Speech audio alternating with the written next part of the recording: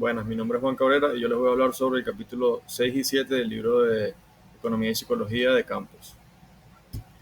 En el capítulo 6, sobre las diferencias de género, examina brevemente los temas generales sobre diferencia salarial y discriminación, así como las preferencias como aversión al riesgo, altruismo, ultimátum y negociaciones salariales, y se aborda el tema del grado de competencia entre los hombres y mujeres, con diseños experimentales para poder fijar unas conclusiones, incluso con unos experimentos de campo.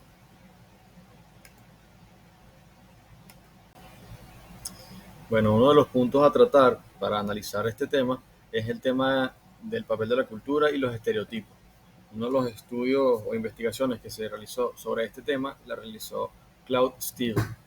Y bueno, se define un estereotipo como una imagen que tiene la sociedad sobre el comportamiento de un individuo o un grupo de individuos. Esto plantea una amenaza que es el miedo de que se pueda asumir algo sobre el comportamiento de uno o varios individuos.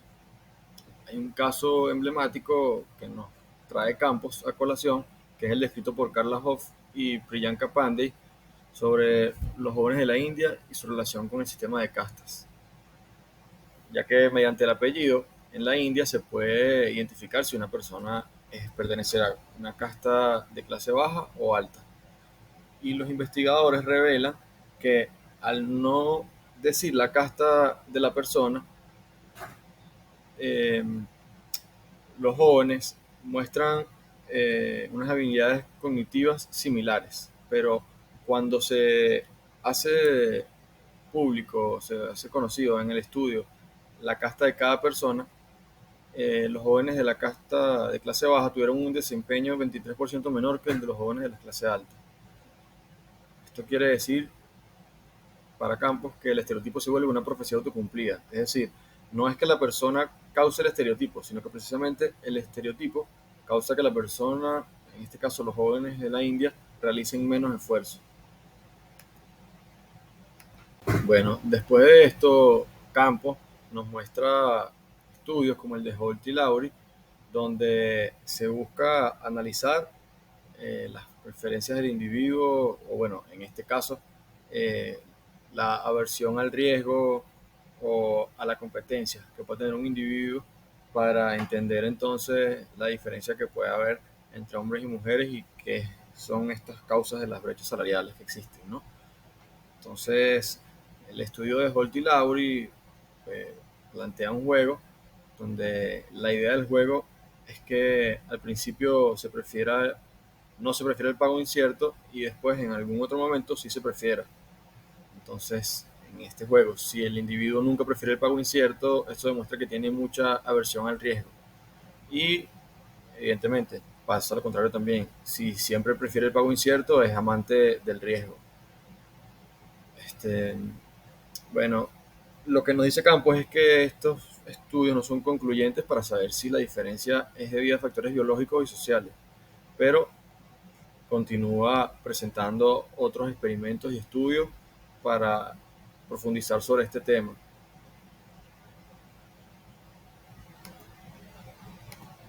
Bueno, Campos en este capítulo indaga sobre otros estudios para llegar a ciertas conclusiones en lo que respecta por lo menos a los juegos de confianza, donde él encuentra estudios que demuestran diferencias en los géneros. Una de las diferencias que encuentra, o la conclusión de lo que encuentra, es que los hombres muestran más confianza, pero las mujeres muestran mayor confiabilidad.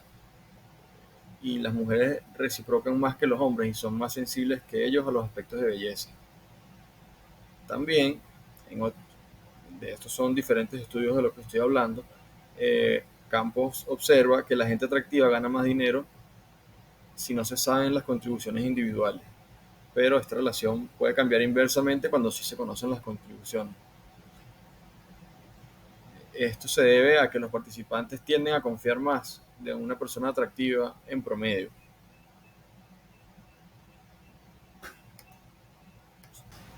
Una de las partes que me parece interesante es el estudio de Christian Schoring, si lo pronuncio bien, donde el resultado muestra que incluso en estos experimentos controlados se puede obtener una diferencia salarial entre hombres y mujeres, sencillamente por la creencia de que a las mujeres se les puede pagar menos. Esto lleva a concluir que el proceso social es clave para entender esas diferencias. Es decir, las mujeres se pueden intimidar con un papel de poder porque entienden que en la sociedad no tienen el mismo poder que los hombres. Y los resultados parecen ser consistentes con lo mostrado en la sección anterior de las preferencias sociales, que los hombres tienen menos aversión al riesgo y están más confiados en que no habrá represalias por parte del otro, y estas preferencias se trasladan al mercado laboral y ocasionan las diferencias salariales. Las mujeres, en todo caso, reciben menores ganancias en el juego de negociación. Y cuando se analizan los empleados, los hombres logran más ganancias porque son capaces de negociar con mayor fuerza y demandan más, juegan más rondas en los juegos que las mujeres. Y cuando son empleadores, ahí sí se puede ver que no existen diferencias significativas en las ganancias. Ahí es donde se nos plantean las tres posibilidades de por qué las mujeres no entran a un torneo. La primera, que sería actitudes hacia la competencia; la segunda, que sería creencias o confianza sobre su desempeño relativo; y la tercera, que sería aversión al riesgo. Pero lo que se considera como la variable clave, en verdad, es la sobreconfianza que pueden tener los hombres sobre sus capacidades, que los haría tomar más riesgos eh, que las mujeres, sin necesariamente estar más capacitados, solo por la creencia de poder hacerlo mejor, sobre todo si se enfrentan contra mujeres. De esto que voy a hablar a continuación, hay que hacer suficiente hincapié porque me parece muy importante y me parece que demuestra la importancia de lo social en este tema más allá de lo biológico, que es cuando se hacen los experimentos en las tribus Masáis, por ejemplo, y los Casis, que son tribus unas matriarcales y otras patriarcales. Y estos experimentos señalan claramente que, por ejemplo, el caso de los Masáis, obtienen resultados similares a los que ya habíamos visto, que son la sociedad patriarcal. Es decir, en este experimento la mitad de los hombres deciden competir y solo el 25% de las mujeres lo hacen. Pero en el caso de la sociedad matriarcal ocurre lo opuesto. El 54% de las mujeres deciden competir en torneos contra solo el 39% de los hombres. Es decir, en ambos casos el género que decide participar obtiene aproximadamente un 25% más de ganancias que el otro género, lo que abre una brecha salarial. Esto para mí es concluyente en esto que yo les digo de que el factor social es mucho más importante que el factor biológico. Y bueno, Campos nos comenta que los arquetipos sociales refuerzan la conducta de niños y niñas, y entonces, bueno, se genera esto, que las mujeres no es que tienen menos preferencia por competir per se, sino que simplemente compiten de acuerdo con ciertos papeles sociales. Y los resultados muestran que las preferencias son determinadas por la socialización de las personas, más allá de un factor biológico. Otro de los casos sobre los que Campos pone la lupa es el caso de los ciclos menstruales en las mujeres y cómo esto puede afectar su toma de decisiones. Bueno, en los estudios de Thomas Busser, por ejemplo, de 2012, sus resultados arrojan que las mujeres deciden entrar al torneo, o mejor dicho, la fase de su ciclo hormonal condiciona la decisión de la mujer sobre entrar en torneo o no. Es decir, por ejemplo, las mujeres que están en la fase 5 de su ciclo menstrual, que es la fase de premenstruación, tienen un nivel de participación en torneos cercano al 100%. Es decir, que es una fase importante y que, bueno, aquí sí nos arroja un dato biológico que también puede ser válido.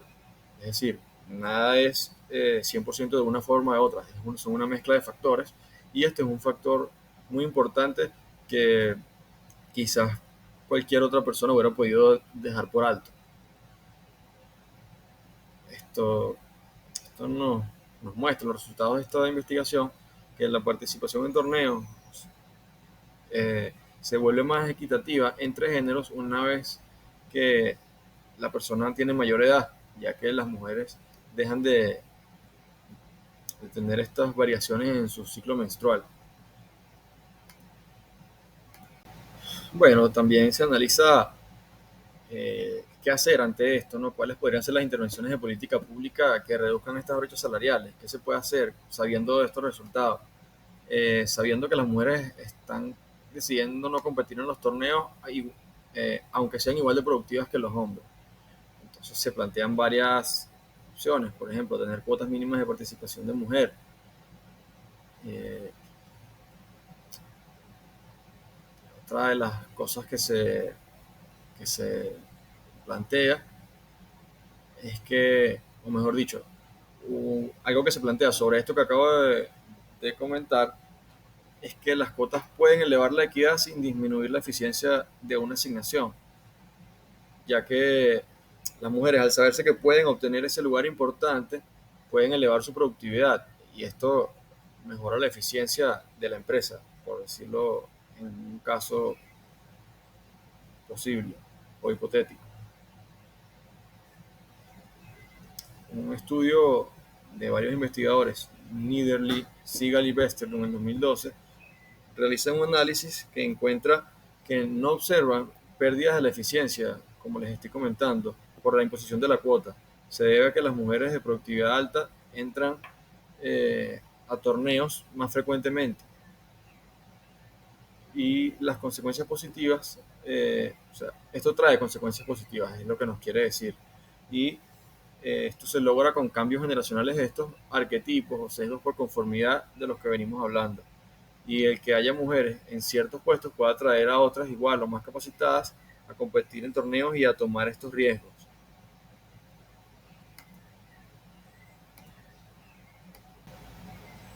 Bueno, ya cuando nos vamos a lo que son los experimentos de campo, Campo comenta que esta brecha, por lo menos en la participación de torneos, se debe principalmente a la confianza de los hombres y o la sobreconfianza, vamos a llamarlo así, incluso viniendo desde parte de las mujeres, es decir, mujeres y hombres piensan que los hombres pueden tener una mayor productividad y esto afecta a las contrataciones, principalmente cuando está una mujer a cargo. Y bueno, a lo largo del capítulo se ve que las mujeres no participan en estos torneos por eso, por sobreestimar la productividad de los hombres en el área. Y es la misma razón por la que los hombres participan tanto.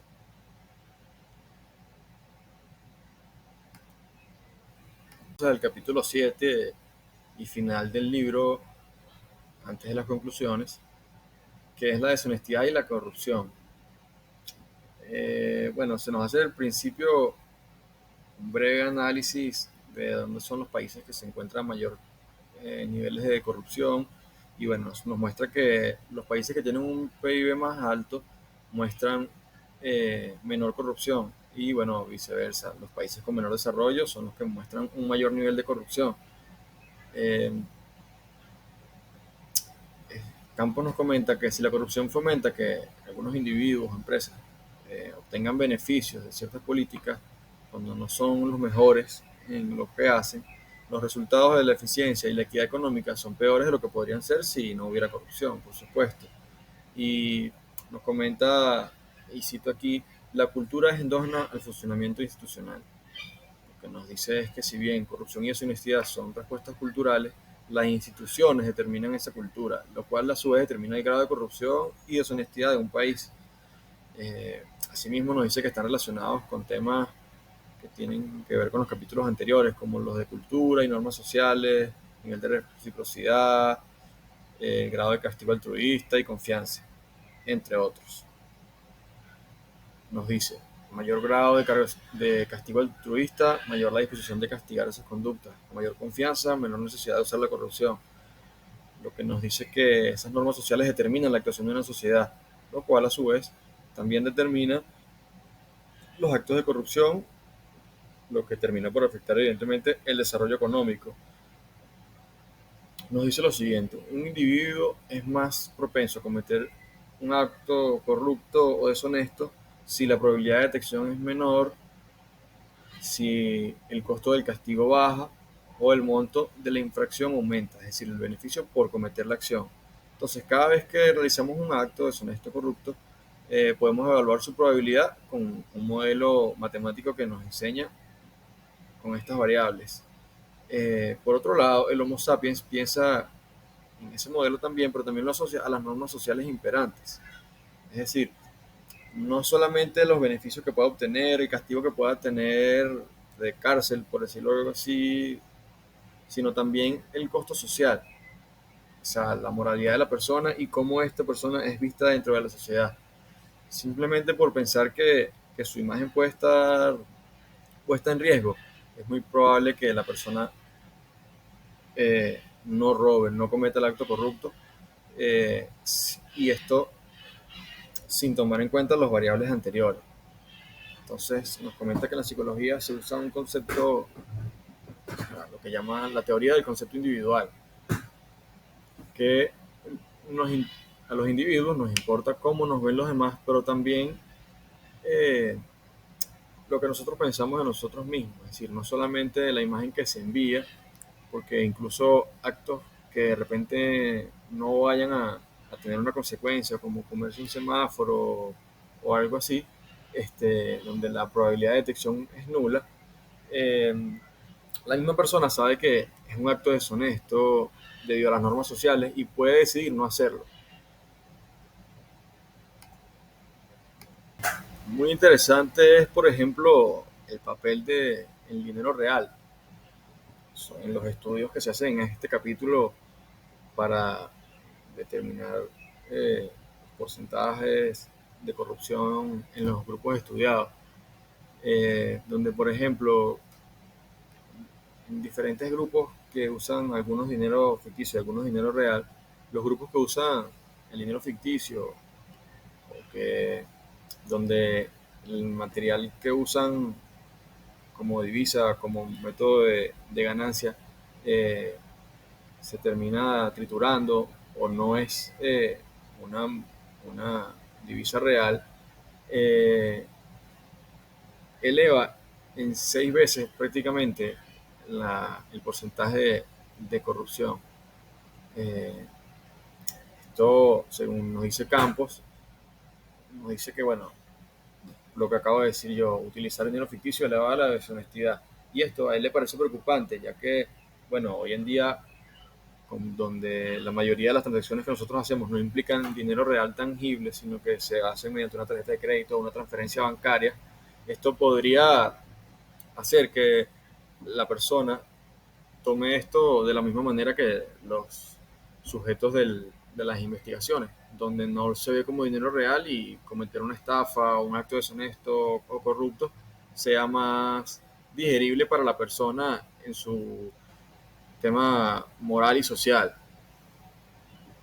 Eh, También nos comenta algo muy importante, que es el estudio de Paul Piff y sus colegas en el 2012, donde con diferentes experimentos demuestran que los individuos de los estatus socioeconómicos más altos cometen más actos de deshonestidad que los individuos de menor estatus. Y los resultados son consistentes con la teoría psicológica sobre imitar a las personas de nuestro grupo y evitar las conductas de las personas ajenas a nuestro grupo. Eh, bueno, nos comenta que el modelo de crimen racional es inconsistente con resultados previos, pero se muestra que sí existe contagio de conductas deshonestas, lo que puede tener un efecto en la conducta de los individuos, de la sociedad.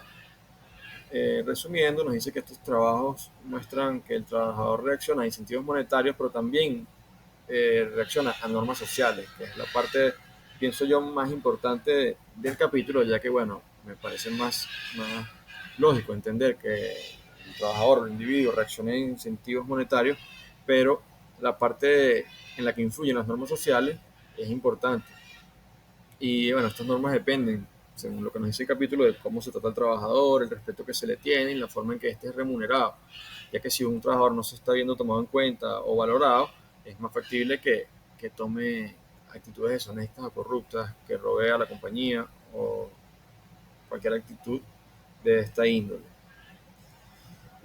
Entonces, en los estudios que se hacen, se demuestra que en una situación estándar que se pone en un juego X que él nos muestra, el equilibrio es la no corrupción, pues no está en el interés de la empresa dar un soborno.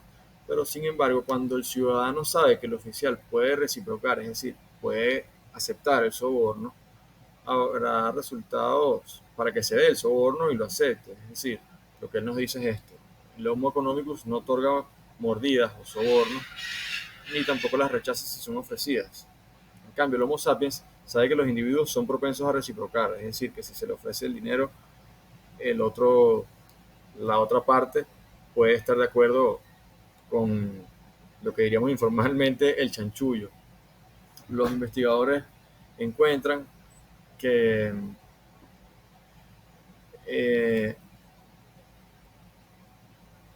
la importancia de lo social, como lo vengo recalcando, es decir, se hizo un estudio en Nueva York sobre los puestos de estacionamiento, las infracciones viales y el comportamiento de los diplomáticos que viajaban a Nueva York, que mientras más tiempo pasaban en la ciudad, más tiempo incrementaban sus infracciones, ya que no había pena por esto. Entonces entendían que no iban a ser penalizados y bueno, como le digo, cada vez con más ligereza hacían cualquier infracción o cualquier, se estacionaban en donde no debían o cualquier cosa así. Y luego de que se implementaron los castigos, esto fue disminuyendo.